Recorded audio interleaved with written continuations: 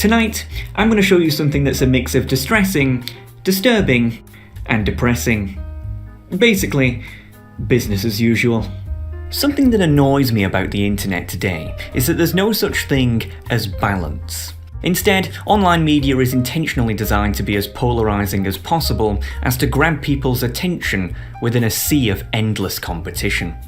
For example, if you were to look into feminism anywhere on the internet, I guarantee what you'll find will either be one of two different conclusions. First, you have the far left sycophants who like to pretend that feminism has been this complete and utter flawless success, whereby anyone that dares criticize it must simply be a misogynist. You know, the kind of people who say stupid silly things such as, "Yes, Queen!" But on the other hand, you also have right-wing fellows who create productions like Feminist Cringe Compilation 5579, whereby they take the most extreme examples of usually very socially distressed people and try to flaunt them as if they are representative of the general population at large. Yet, as stated earlier, with both of these conclusions, there is no real proper analysis of any kind, but merely expressions of emotion from two political factions desperately trying to push their own agendas. But I've never actually seen anyone sit down and attempt to deconstruct feminism with both its positive and negative aspects on society at large. And so, that's what we're going to do. The positives of feminism. Women now have the freedom to work if they want to. Alright, well, that seems pretty good. The negatives of feminism. The complete destruction of society. Oh. Alright, so picture this. It's 1960, and a bunch of rich, wealthy business magnates from around the world are sat in their billion-dollar private lounge, sipping some 1,000-year-old wine and having a chat with one another. All in all, pretty standard rich man stuff. But this time, it's different. In the corner of the lounge, a British, American and Canadian businessman start chatting to one another. The British businessman says, "Oi lads, I got an idea I want to share, innit?" To which the American man responds, "Well, come on dude, spit it out." "So get this right, you guys know those Soviet boys?" "Ew, you mean those filthy commies, eh?" retorts the Canadian man. "That's right, but get this right. Did you know that their women work?" "What in the badonka-donk are you talking about?" "It's true, mate. Check this out." The British man then shows a photo he managed to get of some Soviet workers, and rest assured, his eyes did not deceive him. They were, indeed, women. "Egads, man, what in the maple syrup are they thinking, eh?" "Those damn commies have lost their minds." "Right, but hang on a minute, chaps. 'Cause actually, I be thinking they're onto something." "What? Have you lost your mind?" "Imagine you go to the toilet and take a giant taco-fueled dump, innit? And it's one of those really bad ones that clogs up your pipes, right? So you need a plumber, innit? Well, right now, there's only like 100 plumbers in the city, right?" "Right." "Well, think about it. If women entered the workforce en masse, we could go from 100 plumbers to like 200. What woman would want to be a plumber, eh?" "Alright, bad example, but you get the point, lads. Double the workforce means more workers and more competition amongst those workers, which means more leverage for us and less wages for them. I call it the race to the bottom." "Limey." "Yes, mate. You're a genius." "Ladies and gentlemen, yes, thank you. We here at the League of Wealthy Bastards have an important announcement to make. Ladies, we are sick and tired of seeing you oppressed, and we think it's time that you be liberated. That's why me and my associates are announcing today that we are now pursuing a proudly feminist agenda."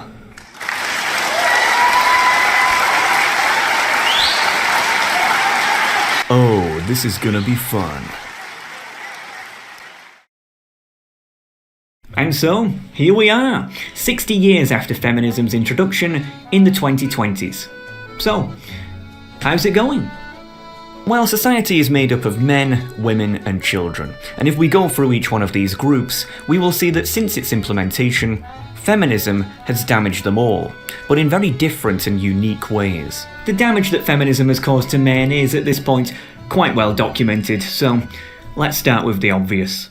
Whereas in the past one man's wage could pay for him and his entire family, now his wage can barely look after himself. And in most circumstances, both the man and woman are now forced to work, regardless of whether or not they want to. But why? Well, as the population of the Western workforce has almost doubled, there is, naturally, more competition amongst said workers, which often directly correlates with lower pay for the masses and a consolidation of wealth at the top. The top 1% are now richer than they've ever been before in human history, and certain corporations are now worth more than many major countries. Apple, for example, now has a higher market cap than the entire gross domestic product of Italy. Really. As such, many men now feel a sense of uselessness from not being able to sufficiently independently provide for their family unit, as was commonplace in the past. And as financial difficulties are the number one reason cited for divorce, as you can imagine, divorce rates have absolutely skyrocketed ever since, leading to huge amounts of broken families, whereby men specifically are often separated from their children, house and more via unfair court proceedings. Fun fact, did you know that in 2012, wanting a dad was the 10th highest requested Christmas gift by children in the UK? Actually, that's not much of a fun fact at all. Whereas governments and corporations are meant to sacrifice for families, now families are sacrificing for governments and corporations. The economic system is completely backwards. But that's not even the worst part. Ever since feminism's introduction, there has slowly been a huge rise in male identitarian movements, many of which even outnumber feminists in population, whereby large swaths of men now feel as if the state and society at large is rigged against them, which, in many ways, it absolutely is. Feminism is advertised as equality between the sexes, yet in practice functions as anything but. Whereas criticism of women as a group is universally classed as misogyny and flat out dismissed, endless amounts of anti-male misandrist rhetoric is constantly allowed to thrive and propagate in the media. State-sanctioned discrimination also exists via programs such as affirmative action, whereby when women are discriminated against, it's called discrimination, yet when men are, it's called positive discrimination. Article 3 of the German Basic Law provides equal rights for all people, regardless of sex, race, or social background. Alright. Sounds good. There are programs stating that if men and women have equal qualifications, women have to be preferred for a job.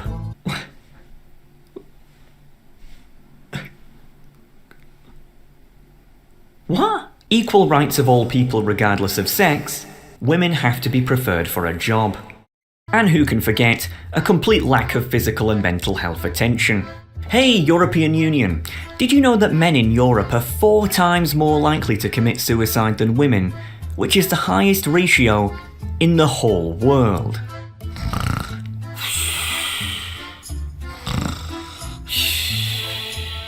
Oh my god! 1 in 4 homeless people are women! Which would also mean that 3 in 4 homeless people are men, but hey, I guess men just don't matter. And don't even get me started on the draft. Men, under the feminist dogma, are never seen as victims, but always an oppressor. A problem that needs to be solved.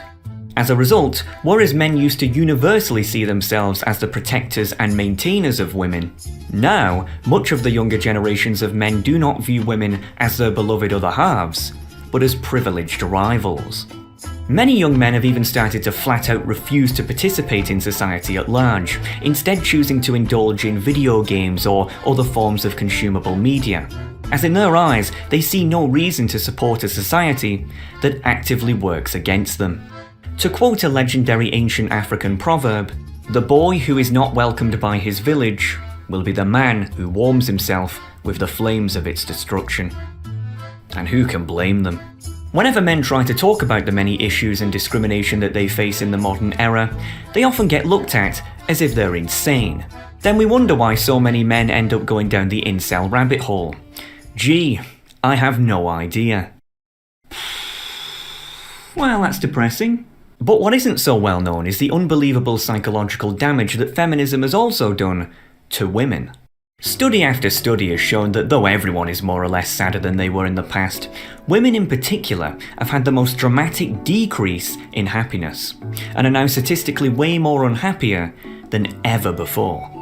Patrick Wanis, PhD. Feminism began as a movement in the 1960s to liberate women. More than 45 years after feminism, studies reveal that women are unhappier than they have ever been, even more unhappier than the 1950s housewife, which feminism tried to liberate. The National Bureau of Economic Research. By many objective measures, the lives of women in the United States have improved over the past 35 years. Yet we show that measures of subjective well-being indicate that women's happiness has declined, both absolutely and relatively to men. And make no mistake, these reports aren't just some backwater far-right propaganda either, as backwater far-left sites have also been essentially forced to admit this.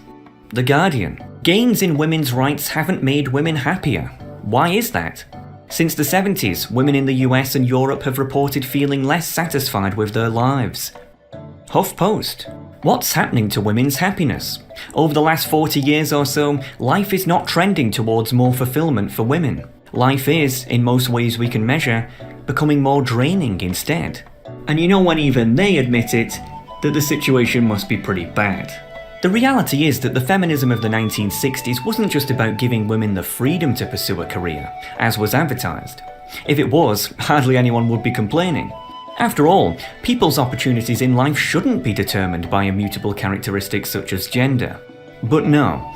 The truth is that the feminism of the 1960s was also about actively coercing women into the workforce and shaming them if they didn't.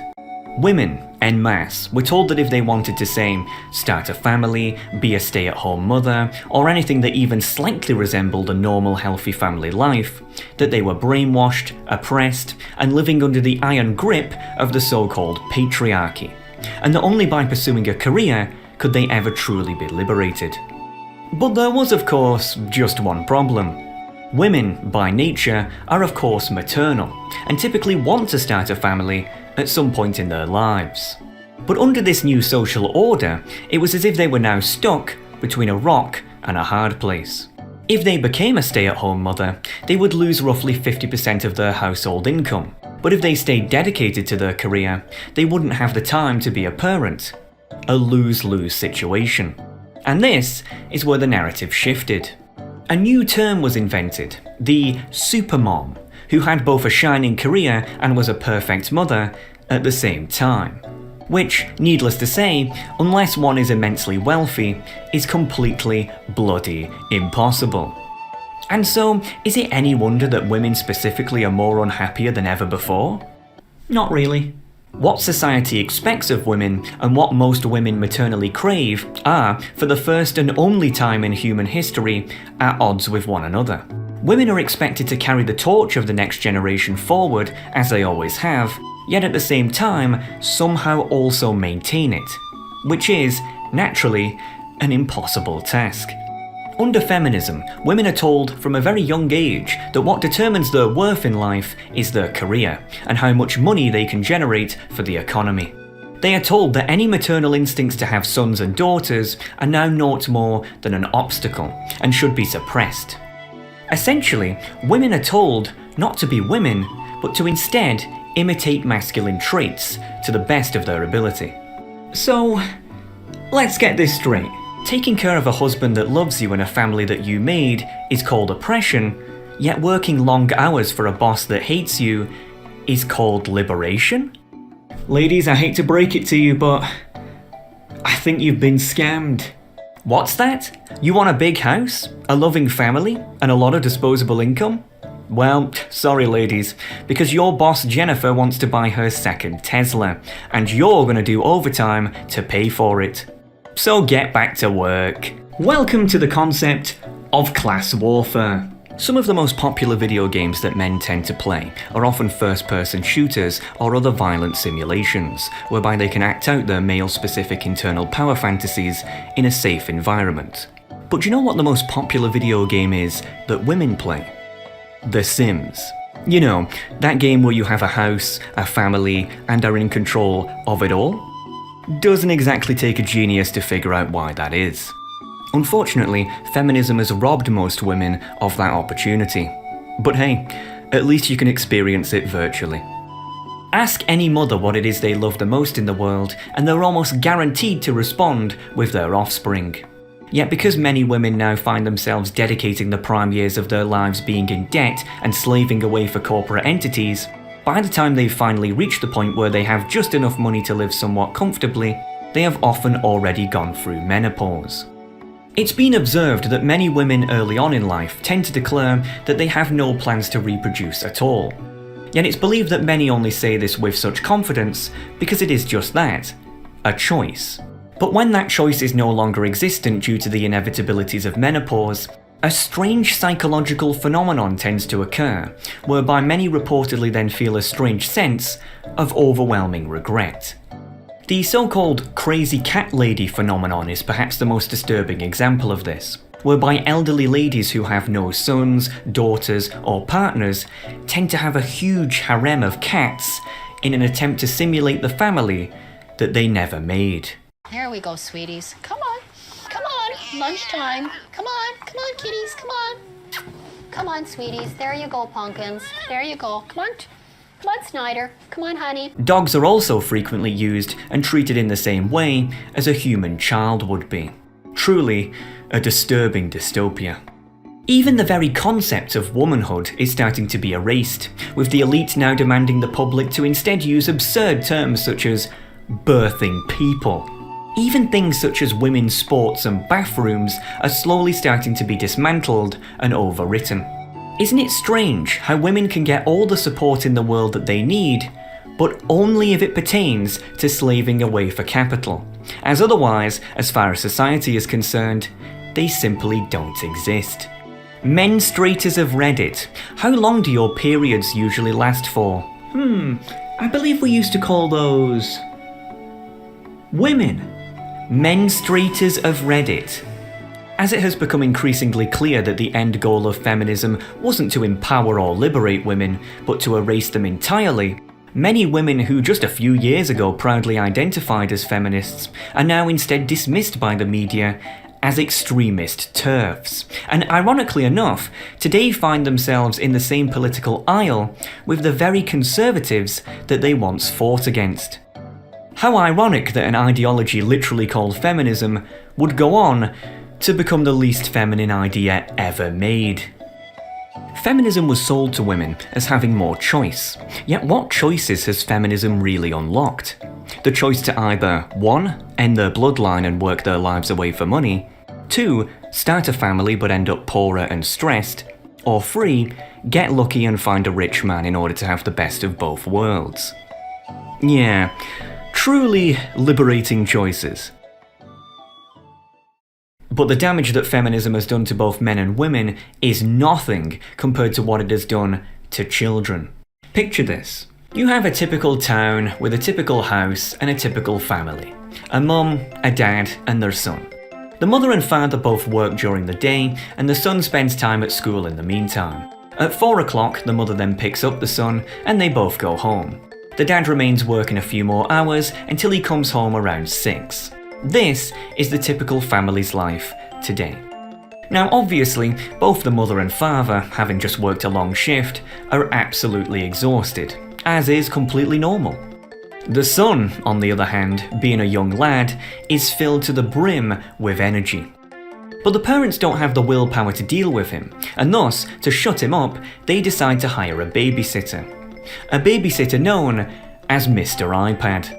The parents both noticed that whenever they gave their son Mr. iPad, he would shut up and leave them alone, giving the father plenty of time to watch his sports, and the mother just enough time to watch her Netflix.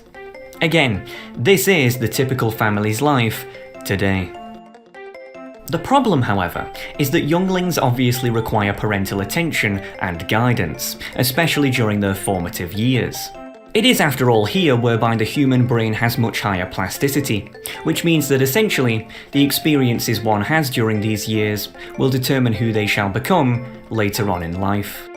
But if the parents are too tired, exhausted, or busy to shape their son, then who exactly is Mr. iPad? When parents neglect or fail to look after their offspring, it doesn't stop them from being curious about the world. It simply creates a vacuum. A vacuum that will be filled by whoever they encounter. And in this case, whoever they encounter is whatever they consume on the internet. But what is it exactly they are consuming? What is life like for the average neglected Zoomer? Playing video games filled to the brim with unregulated loot boxes, which gets them hooked on gambling at a young age. Or perhaps watching content creators who emotionally overact their reactions, causing hyperactive normality. Or maybe interacting with perverts on disgusting websites such as Reddit, whereby trying to avoid being groomed is like playing Minesweeper on the highest difficulty. The internet isn't a safe place for adults, never mind the youth. Yet as both parents are typically exhausted from work, there is now an entire generation today who find themselves being raised online. And all of the negative consequences of this are now on full display.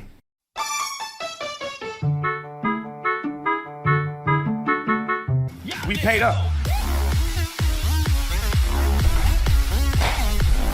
Left now! Left now! Left now! Let's go! Let's go! Stop spamming the chat, boys! The Pack King is back! Daddy's back! Get in there, puppy! Get in there, puppy! Who's my dad, Bailey? 3 more to go! 3 more to go! And we wonder why Zoomers are so stupid when they're watching this crap. You see, young people don't just consume content, they imitate it. Recently I read a story that came out of the United States that genuinely almost put me in a coma of depression. Remember when you were growing up and you had your first words? Most people's first words are often something like mama, papa, hello, hi, you know, things like that. Well, somewhere in America, you know what someone's first words were reported to be? Like, comment, subscribe. If that doesn't depress you, then I don't know what will. But that's not all. The internet is so jam-packed with endless amounts of information, distractions, and temptations that we struggle to focus on anything for longer than a few seconds anymore.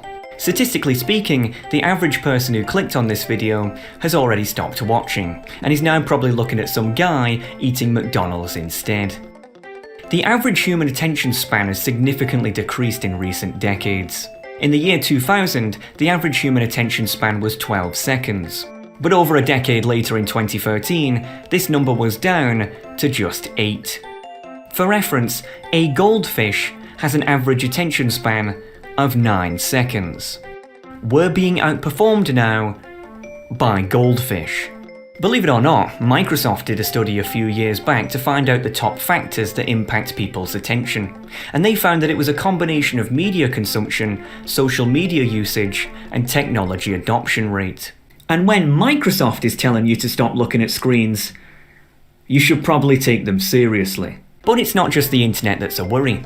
As stated earlier, due to the startlingly high divorce rate, many children now find themselves growing up without their father. Despite this, feminism has deluded society at large into believing that it's not a problem, and that women should simply be expected to do it all, and that fathers are merely optional. Well, let's see about that. Texas Department of Corrections. 85% of youth who are currently in prison grew up in a fatherless home. Optional. US Department of Justice. 75% of youth being treated in substance abuse centres came from a fatherless home. Optional. US Department of Justice. 85% of children which exhibit some type of behavioural disorder come from fatherless homes. Optional. US Department of Justice. 90% of youth who decide to run away from home or become homeless for any reason came from a fatherless home. Optional. US Department of Justice. 7 out of 10 youth that are currently housed in detention or correctional facilities come from a fatherless home. Optional. US Census Bureau. 44% of children raised by single mothers were living in poverty, as opposed to just 12% whose parents were living together and married. Optional. US Department of Justice. 63% of youth suicides were from those living in a fatherless home. Optional. US Department of Justice. 75% of rapists are motivated by displaced anger that is associated with feelings of abandonment that involve their father. Optional. Time to ditch Father's Day? Some claim Father's Day is no longer relevant in today's society. Yeah, that's the problem. Many couples, even those who are in stable relationships, have now chose not to reproduce, simply because they no longer have the time or money to even be able to do so, which has led to the lowest birth rates ever recorded in human history in practically all economically developed countries. A nation must have a birth rate of 2.2 or higher to keep its population afloat. Many countries now struggle to barely have one. Reproduction is now considered a privilege for only the privileged. This is the population pyramid of Ghana. Ghana, as you can see, is a very demographically healthy nation, with much more young people than old people across the board. However, if we take a look at the population pyramid of Japan, wow, is that a different story. As you can see, Japan has more people between the ages of 70 to 74 than it does people 0 to 4, which, if you really think about it, is absolutely mind-blowing. The current population of Japan is about 120 million, but if the birth rate stays the same, that number is expected to fall to just 40 million by 2100, less than half of what it is today. Here you can see in real time the unbelievable generational aging of Japan from 1960 to today. And, by the way, this situation is pretty much the same in almost all economically developed nations. However, basic economics state that a nation can't have more old people than young people for very long, or the entire economy of said nation will collapse.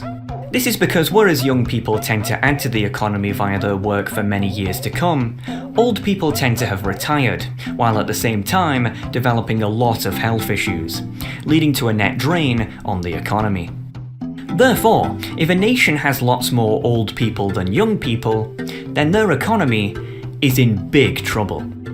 To deal with this, nations can either saddle their youth with lots of debt, as Japan has done, or undergo unprecedented amounts of mass migration, which is exactly what many EU countries did.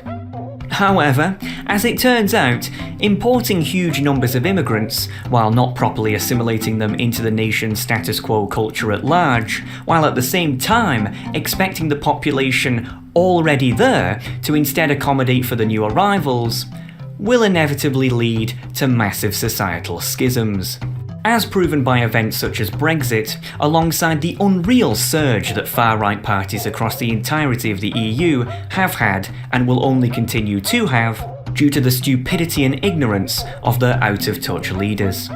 Yet immigrants are ultimately not the problem. The truth is that when a nation becomes so economically hostile to its citizens via factors such as stagnating wages and a consolidation of wealth in the hands of corporations, then it shouldn't be much of a surprise when the average couple now feels as if they can no longer afford to reproduce. The mere fact that such nations have to rely on immigrants in the first place just to prevent itself from collapsing proves that the economic system of such nations is fundamentally broken. And it's broken directly because of feminism. Honestly, it really is incredible if you zoom out and see the bigger picture at what an unreal domino effect of disasters that feminism has wrought since its inception. I told you this would be depressing. But hey, who's to blame? When people learn of the damage that feminism has caused, their initial instinct is to always blame the opposite gender. But the truth is that neither men nor women are ultimately to blame for feminism. The only people to blame for feminism, and who hold all the responsibility for the destruction it has brought, are those whom I spoke about earlier, the wealthy billionaire corporate elite. I'm sure almost everyone has noticed that in the modern era, there is no group of people that promote feminism more than corporations. Many people find this bizarre, as after all, isn't feminism a left-wing construct? Originally, yes, but the truth, as many are now slowly learning, is that the so-called left wing of the West has been funded and puppeteered by the very corporations they claim to oppose ever since the early 2010s.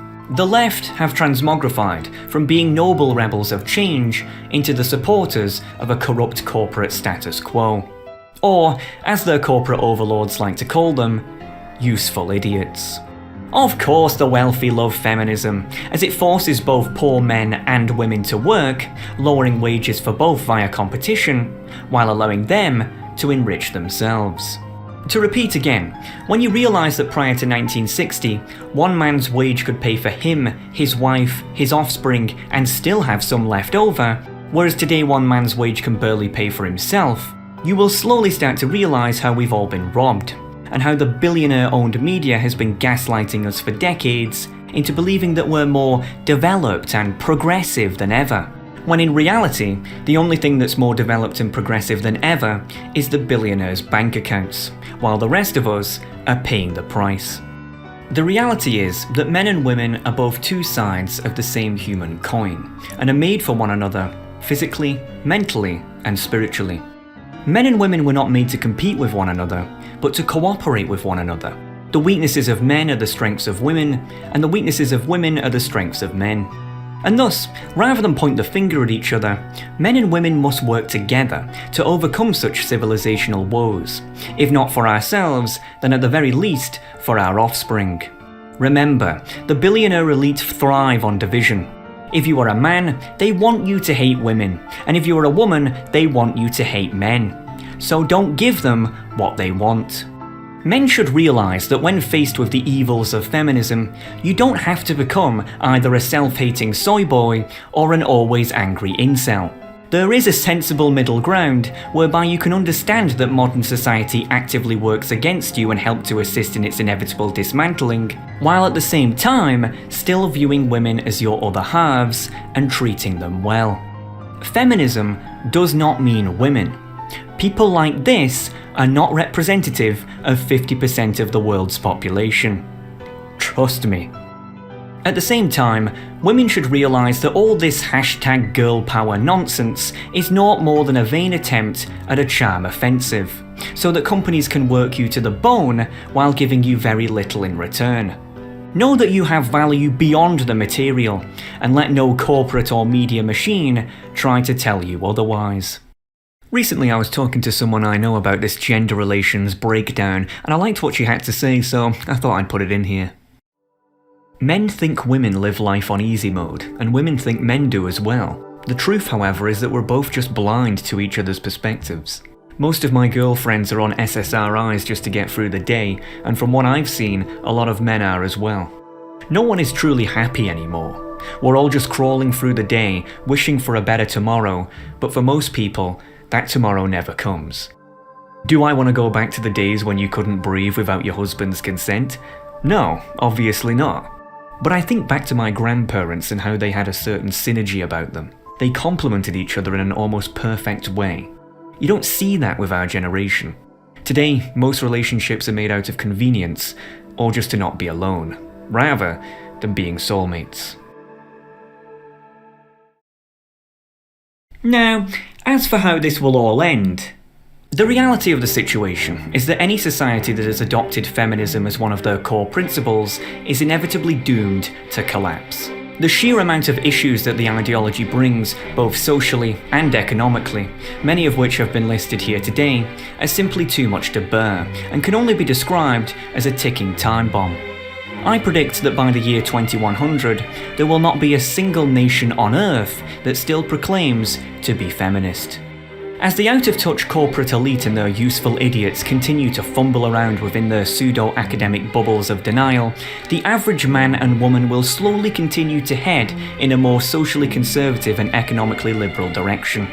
Meaning that it's only a matter of time before governments and corporations are once again tamed to work for the common people, and not the other way around. I can say with confidence that this will happen through a combination of slow political revolution and generational demographic change. Similar to what happened to Christians back in the 1960s, the current progressive status quo will slowly lose ground as each decade passes, until they are completely powerless, doomed to watch the world they built and once believed to be bulletproof slowly burn down around them. Meanwhile, the religious and family-orientated in general will simply once again begin to outnumber the irreligious and materialistic via sheer basic mathematics in a matter of generations.